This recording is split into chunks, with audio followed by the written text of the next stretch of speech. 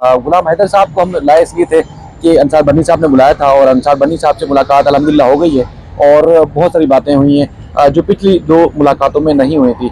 गुलाम हैदर साहब, क्या उन आज जो गुफ्तगू हुई है, उन्होंने लेटर्स लिखे हैं वफाकी हुकूमत को, यानी कि सदर पाकिस्तान को लेटर लिखा है, वज़ीर आज़म पाकिस्तान को लेटर लिखा है, वजारत दाखिला को और इसके अलावा वजारत फॉरेन ऑफिस जो है उनको लेटर लिखा है कि गुलाम हैदर के बच्चे यहाँ से गए हैं, उस मामले में हुकूमत ने अब तक क्या किया है और वो किस तरह उनसे मदद ले सकते हैं कि उनके बच्चों को वापस लाना है। तो जो गुफ्तगू हुई काफ़ी तवील मुलाकात थी, आप उस बारे में क्या कहते हैं कि जो प्रोग्रेस हुई है? जी सर, बिल्कुल मुझे बुलाया गया, दिखाया गया बाकायदा, अंसार बनी साहब ने वो चीज़ें दिखाई कि भाई हमने इधर इधर दरख्वास्त, बिल्कुल आप जो है मालिक को आप देख सकते हो।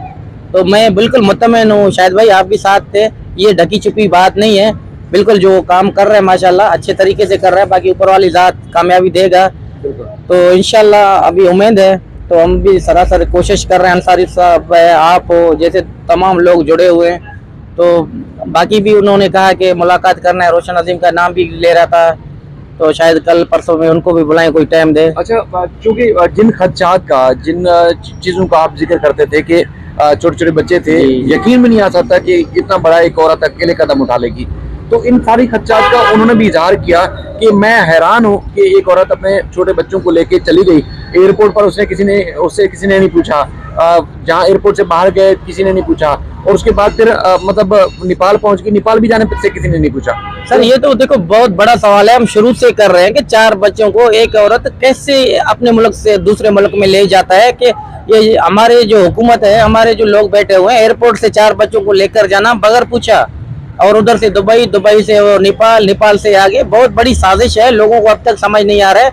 हम हिंदुस्तान के लोगों को अब भी कह रहे हैं कि देखो अब भी होश के नाखून ले, इसमें बहुत बड़ा मामला हो सकता है, बाद में नहीं बोलोगे कि आप लोगों ने नहीं बताया। मैं शुरू से कह रहा हूँ, ये संजीदा इतना नहीं है जो वो समझ रहे हैं भाभी भाभी सीमा को बना रहे हैं, भले बनाए, मुझे कोई इतराज नहीं, मगर मेरे जो छोटे बच्चे हैं, नाबालिग हैं, 10 साल से कम एज में मेरे बच्चे खतरे में हैं। मैं हिंदुस्तान गवर्नमेंट को, हुकूमत के लोगों को, जो उधर एनजीओज हैं, उनको कहना चाहता हूँ कि मेरे बच्चे सीमा के साथ, नितर पाल के साथ या सजन के साथ महफूज नहीं है।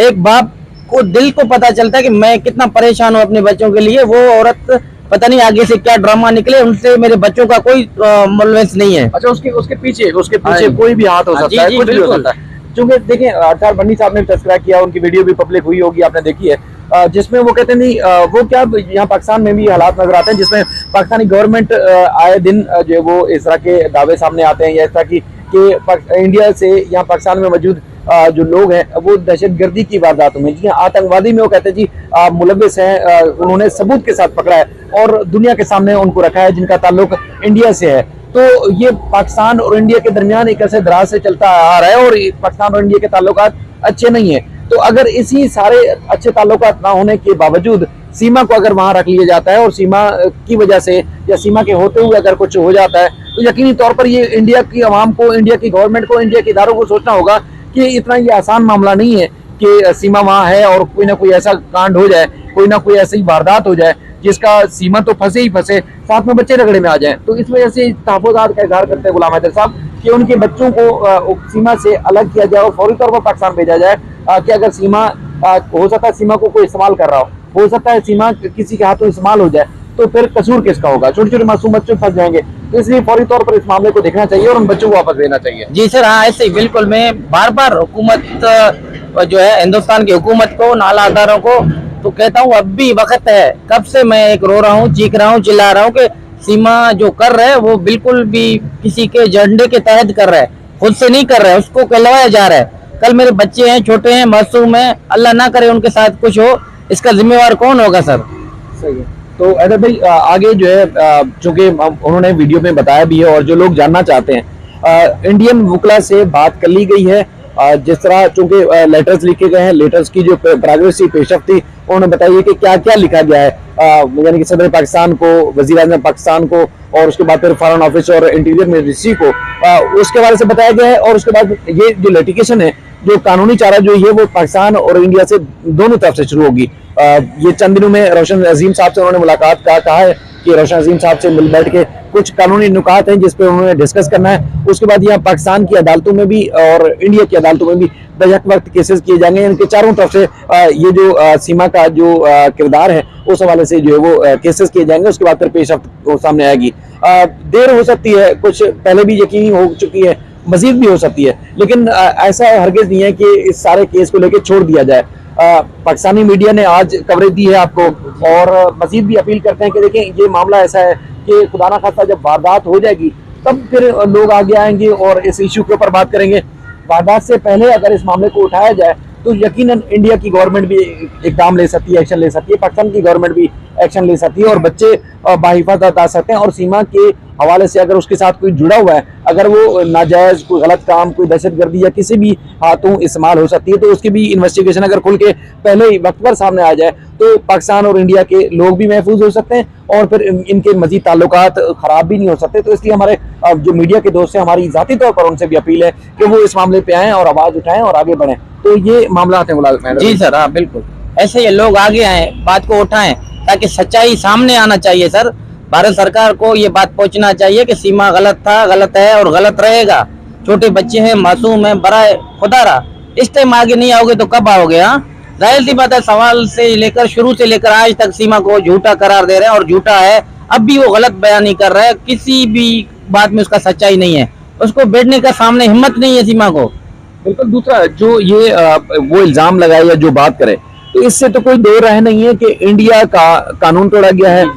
अखलाकी तौर पर इंडिया की पसी है इस मामले में कि जो ये सब कुछ होने के बावजूद वो मजे से वहां बैठी हुई है। अगर सीमा की जगह कोई और होता तो क्या वो जेल में नहीं होता इस वक्त, चाहे वो मर्द होता या औरत होती। अंसार बन्नी साहब ने बताया कि 350 औरतें इस वक्त भी इंडिया की जेलों में कैद हैं और इन्होंने केसेस किए हुए कि उनको रिलीज किया जाए। अब तक सामने हिम्मत नहीं है सीमा को। बिल्कुल। दूसरा जो ये वो इल्जाम लगाए या जो बात करे, तो इससे तो कोई दो राय नहीं है कि इंडिया का कानून तोड़ा गया है। अखलाकी तौर पर इंडिया की पसी है इस मामले में कि जो ये सब कुछ होने के बावजूद वो मजे से वहां बैठी हुई है। अगर सीमा की जगह कोई और होता तो क्या वो जेल में नहीं होता इस वक्त, चाहे वो मर्द होता या औरत होती। अंसार बन्नी साहब ने बताया कि 350 औरतें इस वक्त भी इंडिया की जेलों में कैद हैं और इन्होंने केसेस किए हुए कि उनको रिलीज किया जाए।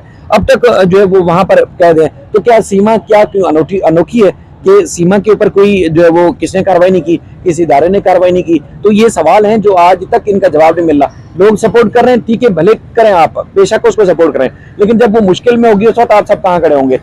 जब वो आपका मुल्क मुश्किल में आ सकता है, आपके मुल्क में रहने वाले लोग मुश्किल में आ सकते हैं, तो उस वक्त आप सबका जो है वो क्या कहना होगा? उस वक्त आप किसको क्या मुद्दे दिखाएंगे? तो इसलिए वक्त है कि अभी भी आप इदारे इन्वेस्टिगेट करें, इदारे उसको फौरी तौर पर भेजने में इक़दाम करें। बाकी हम कोशिश कर रहे हैं जितना हमसे हो सकता है, हम कोशिश कर रहे हैं और इंशाल्लाह ये सिलसिला जो है वो जारी रहेगा। गुलाम हैदर भाई, आज ये कार्रवाई हुई, हमने लोगों को बताया, हम आगे इंशाल्लाह बढ़ेंगे। जो भी पेशरफ्त होती रहेगी, लोगों को रोजाना की बुनियाद पर जिस तरह आगाह करें, इस तरह का आगाही का जो सिलसिला वो जारी रखेंगे। जी सर, बिल्कुल ऐसे ही है। चलें, आपकी तबीयत फिट है अब? जी सर, बिल्कुल, अल्हम्दुलिल्लाह। अल्लाह ताला आपको और आपके घर वालों को सलामत रखे और इसी जिस तरह जज्बे से आप काम कर रहे हैं आप बिल्कुल करते रहें। और बाकी हम इसका वाइंड अप भी करते हैं और मजीद जो कि आगे चलना है और कुछ और भी काम है जो आपके और इस तरह। जी हाँ सर, इंशाल्लाह। तो अल्लाह आप सबको सलामत रखे, दुआ में जरूर याद रखिएगा। अल्लाह हाफिज़।